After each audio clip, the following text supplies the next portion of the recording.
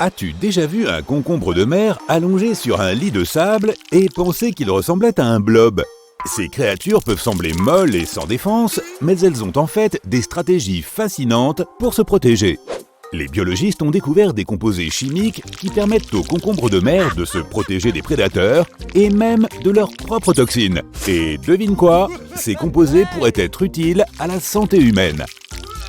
Lorsque les holothuries se sentent menacées, elles peuvent expulser des parties de leur corps qui ressemblent à des fils. Ces tubes immobilisent les prédateurs dans une étreinte collante et toxique. La toxicité provient de certains composés chimiques que l'on trouve couramment dans les plantes. Il est intéressant de noter que ces substances chimiques sont beaucoup moins courantes chez les animaux, mais que les concombres de mer ont évolué pour les utiliser à leur avantage. Ces substances sont également connues pour leurs propriétés antioxydantes et anti-inflammatoires. Elles sont déjà utilisées dans un grand nombre d'industries, comme les cosmétiques. Mais l'utilisation de ces produits chimiques comme moyen de défense pose un gros problème aux concombres de mer. Ils doivent éviter de se contaminer avec leurs propres toxines. Cela signifie que leurs propres cellules ne doivent pas contenir de cholestérol, la cible à laquelle les toxines se lient et qu'elles transpercent. Les concombres de mer ont donc développé deux types d'alternatives au cholestérol. Il s'agit d'une stratégie d'autodéfense. Si tu peux produire ces substances toxiques, tu dois être capable de ne pas te rendre malade.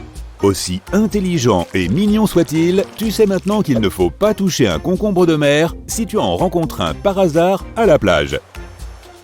En parlant de choses à éviter à la plage, passons à l'escargot à cône marbré.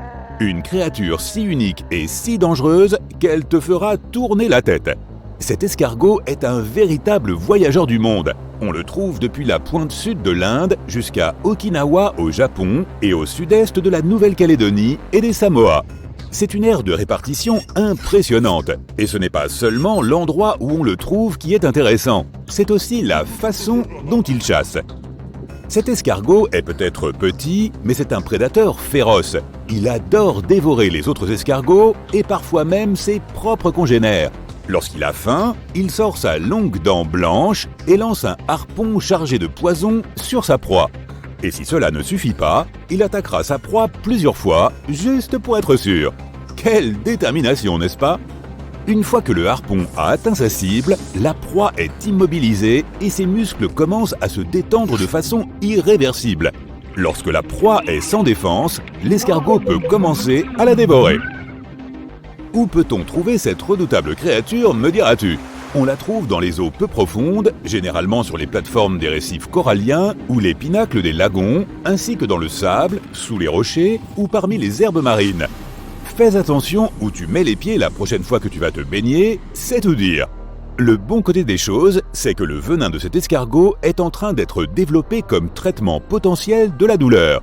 Certaines des substances chimiques qu'il contient ont été étudiées et se révèlent prometteuses.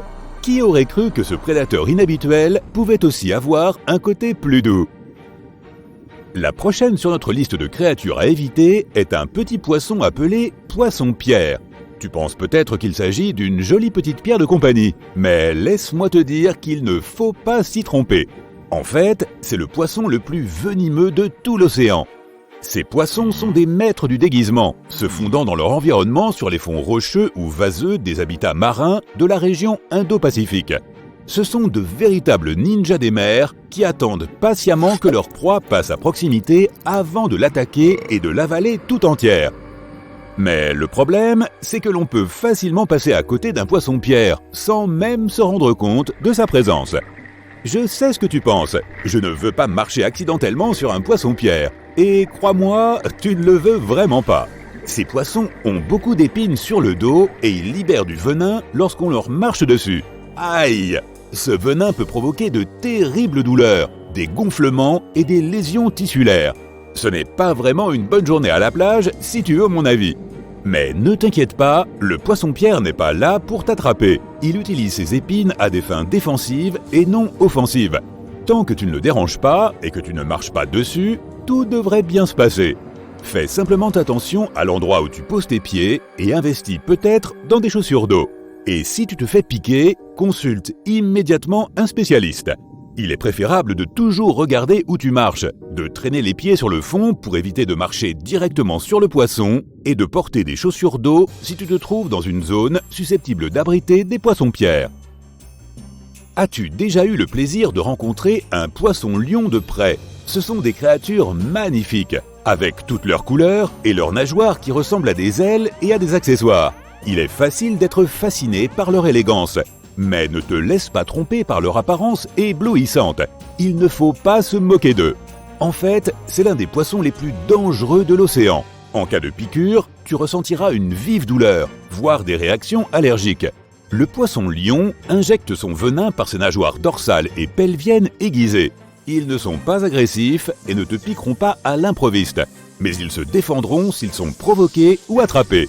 Ce n'est pas seulement leur venin qui les rend dangereux, ils possèdent également de minuscules dents.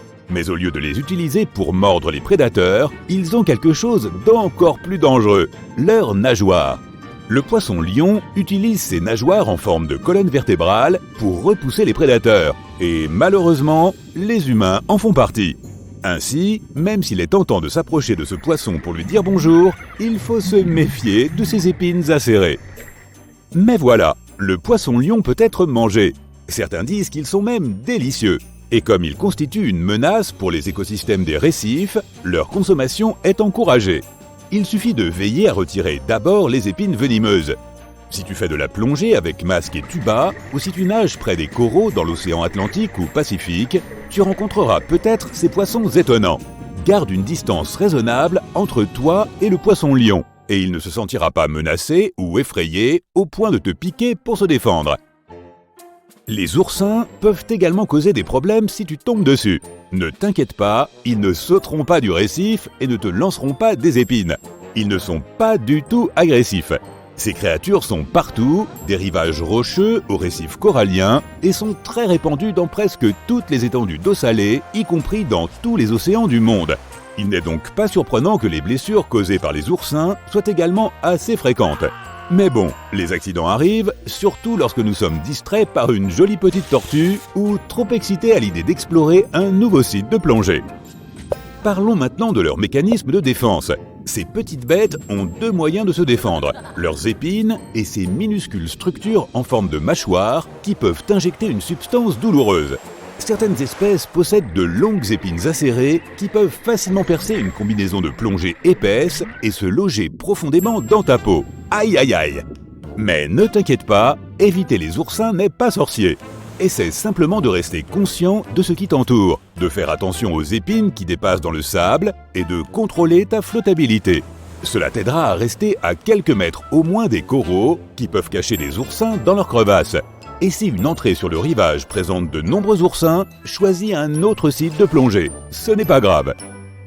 Parlons maintenant des premiers soins à apporter en cas de piqûre d'oursin. Tremper la zone dans de l'eau chaude pendant 1h30 peut aider à décomposer la substance dangereuse et à soulager la douleur. Retire soigneusement les épines à l'aide d'une pince à épiler et rase la zone pour éliminer ces pointes gênantes. Lave ensuite la zone blessée avec du savon et rince à l'eau douce. Applique également des crèmes topiques si tu en as dans ton sac de plage. Et bien sûr, surveille les signes d'allergie et contacte immédiatement un spécialiste si tu remarques quelque chose d'étrange. Mais n'oublie pas que les oursins ne sont qu'un des nombreux dangers des profondeurs. Il y a aussi les vers de feu barbus, les poissons globes et le corail de feu. Ne soyons donc pas trop durs avec nos petits amis oursins. Après tout, comparés à certaines de ces autres créatures, ils sont plutôt dociles.